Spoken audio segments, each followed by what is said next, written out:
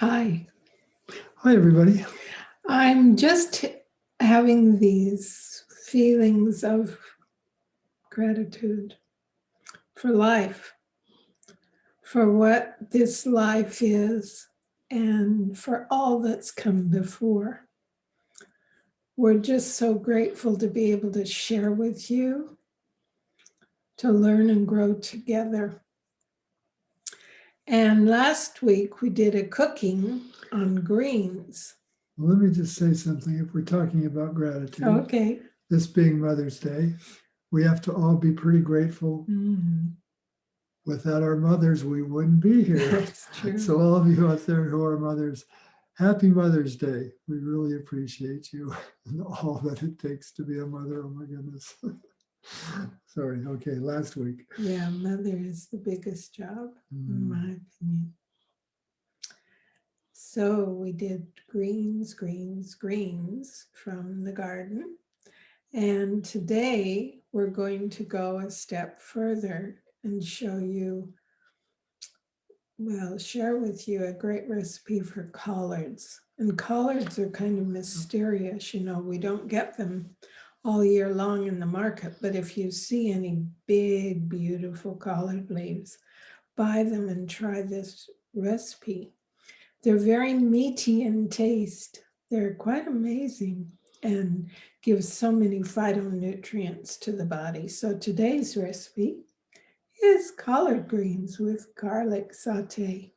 Yeah, and we've been eating greens, large quantities of greens for decades. And so I realized that yesterday when we had this new recipe, I was just expecting another greens dish that I would like. I was blown away. It was like, whoa, this is like really a different combination of taste and that we typically don't do with greens. So it was a very welcome delight. So yeah, I think you'll enjoy it. So you're going to talk about symptoms. Yeah, okay. So we've touched on these topics before, symptoms, and also how the nature of life is always changing, always in flux, never static. Life and our health is never stuck. It's always moving, but it can look so stuck in our minds. Yeah, and feel that way sometimes too, for sure. Yeah. So what I was listening to a friend, a colleague recently, who was talking about when we get a symptom, when we get the flu or a cold or something and get a fever, we tend to want to treat that as an inconvenience and get rid of it. It's like, oh my gosh, I've got to get to work. I can't deal with this.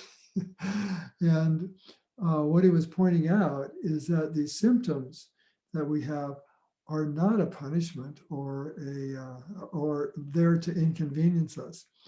They're like a wake-up call, an opportunity, really an invitation to learn and to develop a deeper relationship with our bodies.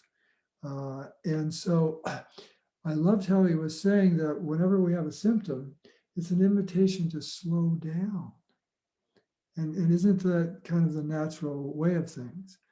And how, well, we talked about Mother's Day and family. It's like when a child will get sick in the house, it changes the whole dynamics and things tend to slow down and care comes to the child. And it seems a very natural process that when a symptom arises, it's an opportunity, an invitation to slow down.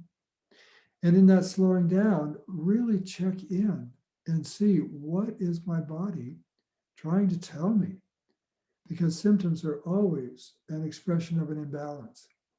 So what if we look at symptoms instead of an inconvenience as this new library card? That's good. Yeah, and it's like, oh, it's time to go to the library. It's time to learn something. It's time to check in and find out what this incredible vessel that I am living in, existing in, is trying to tell me in order to restore balance and really be able to function at its highest capacity. Yeah, for me, symptoms are on one level a wake up call, like Bill says, pointing to an imbalance that needs balancing. And on another level, I feel it's a wake up call to open more and expand into more of who I really am, into more of the consciousness that's available to live and experience.